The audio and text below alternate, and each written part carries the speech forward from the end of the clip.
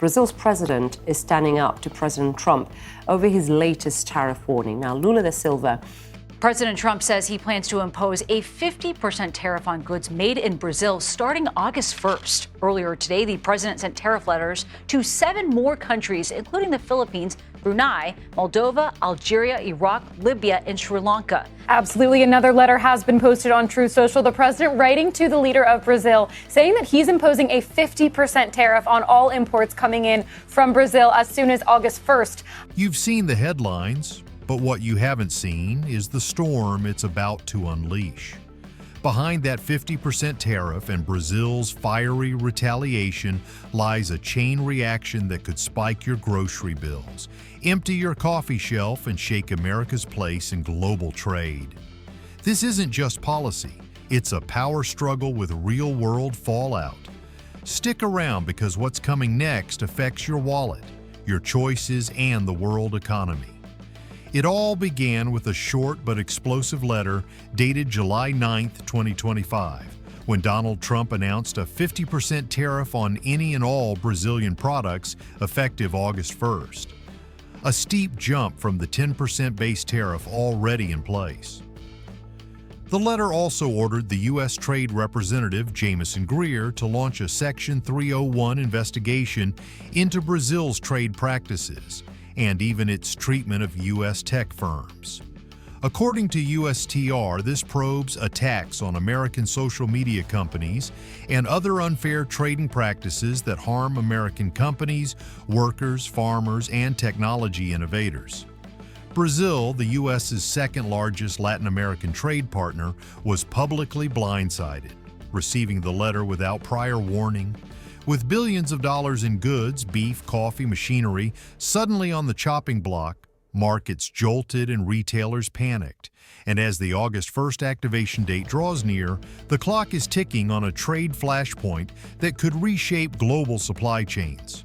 Brazil's President Lula da Silva responded firmly on July 17th, calling the U.S. tariff threat unacceptable blackmail and asserting Brazil that won't take orders from any gringo. He announced Brazil will activate its new trade reciprocity law, promising a 1-to-1 50% counter tariff if Washington proceeds on August 1st. But Lula didn't stop there. He also threatened to tax U.S. tech giants operating in Brazil for spreading violence and fake news. Trade Minister Mauro Vieira confirmed they're preparing a mix of options covering beef, coffee, machinery, and even intellectual property. Brazil's diplomatic team said they're open to talks, but only up until August 1st, after which countermeasures will kick in.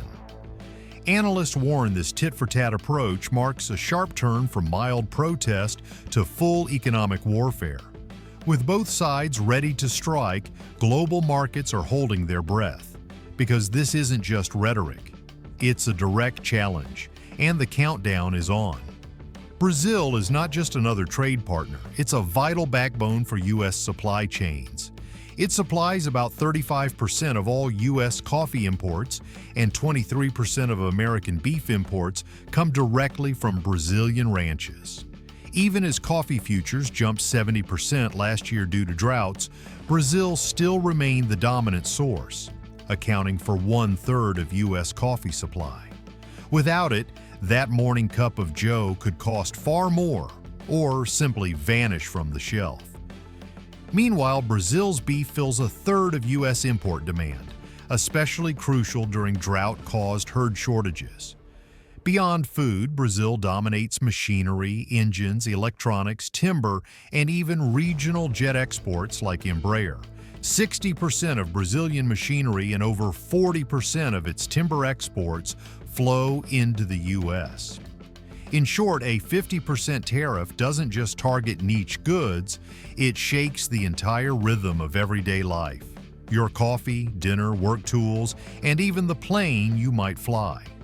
The implications stretch far beyond simple numbers. It's a full supply chain quake.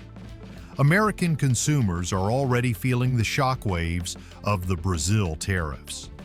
Since the July 9th announcement, Arabica coffee futures spiked 1 to 1.3%. pushing daily prices to two-week highs as traders fear supply cuts. Brazilian beef imports, which make up roughly 23% of U.S. beef, are being rerouted, causing hamburger prices to climb. The total tariff could reach 76%, freezing Brazil out entirely. Meanwhile, U.S. beef prices hit record levels. Ground beef averaged $6.12 per pound in June, up nearly 12% from a year ago. Restaurants report menu hikes, and retailers like Walmart are scrambling to secure beef supply. With inflation already rising, June consumer prices at 2.7% annually, these tariffs could push food costs even higher. For everyday Americans, your morning coffee and dinner plate are becoming more expensive, and it's just the tip of the iceberg. Canada wasted no time once the tariff thunder struck. Within days of the U.S. letter, Ottawa engaged Brazil in high-level trade talks, reopening long-discussed trade ties with Mercosur, Brazil's bloc, including interest in a free trade agreement. On July 18th, International Trade Minister Maninder Sidhu confirmed active negotiations, noting Canada's push to diversify beyond a U.S. dominant trade scene. Montreal's port saw a surge in Brazilian coffee shipments rerouted to dodge U.S. tariffs. Canadian firms are shifting exports beyond the U.S. By May, exports to the U.S. fell from 75% to 68% of total. Gold, pharmaceuticals, and even agri-food deals are rising to fill the gap. Canada now counts 15 free trade pacts covering 51 countries and is eyeing even deeper Mercosur integration. This strategic pivot positions Canada as an attractive alternative for Brazilian exporters and a safe harbor for U.S. consumers if trade storms deepen. The world is watching America's sudden tariff strategy and growing uneasy. With stops and starts on Canada, Mexico, and now Brazil, analysts say unpredictable moves are undermining the U.S.'s reputation as a reliable trade partner.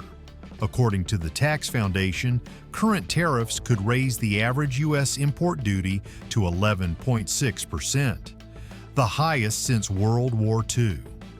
This volatility is pushing firms to relocate. A recent report found 36% of foreign businesses have shifted operations from the U.S. to Canada or Mexico in the past year. A Morgan Stanley economist warned this could shrink U.S. supply chain influence as companies move toward more stable environments. Even with record-high stock market levels, experts caution that bold tariffs risk a doom loop where economic confidence encourages more protectionism, then sparks market setbacks. Harvard Business Review notes partners now prefer regional deals over U.S. negotiation, a sign the global order is fragmenting and America's long-term trade influence is taking a hit. Tariffs don't hit foreign governments. They land on the shoulders of everyday people. Since July 9th, U.S. consumers have already been paying more. Coffee, beef, and even machinery supplies are pricier thanks to the 50% Brazil tariff. Analysts at the Tax Foundation estimate U.S. households are set to lose $1,300 to $1,700 annually due solely to recent tariffs. Another think tank, Yale's Budget Lab, puts the cost even higher at $2,800 per household this year. Small business owners, cafes, boutiques, local manufacturers are raising prices or eating lower profits. U.S. farmers aren't spared either. The American Farm Bureau warns that tariffs could cut farm income and harm global competitiveness. In short, these policies are a regressive tax on the middle and lower classes. Backing Washington's trade strategy can feel like paying a premium for it.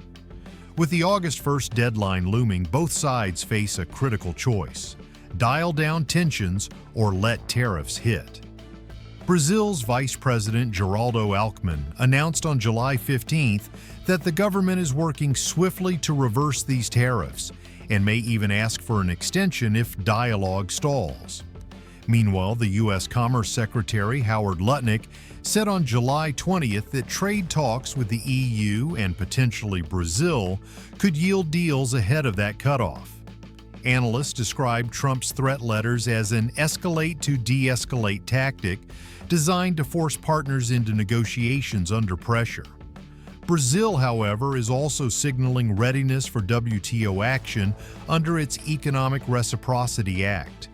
Adding complexity, the U.S. has also issued letters to Mexico, Japan, South Korea, the EU, and Canada, raising similar threats. Each group now confronts the same deadline, making global trade volatility nearly unavoidable. Observers warn that if Brazil or the U.S. dig in, this could trigger a global tariff spiral across multiple industries, from beef and coffee to copper and pharmaceuticals. On the other hand, a last-minute deal could soften the impact, as it did with the UK, Vietnam, and China earlier. The clock is ticking. Markets have already reacted, prices jiggling on uncertainty and Brazilian assets weakening. Both governments say talks are open, but with 5 days left, they're running out of runway. This trade clash is more than politics. It's changing what we eat, how much we pay, and who controls the global economy. Subscribe for more sharp breakdowns on global shifts, rising prices, and the decisions shaping your everyday life.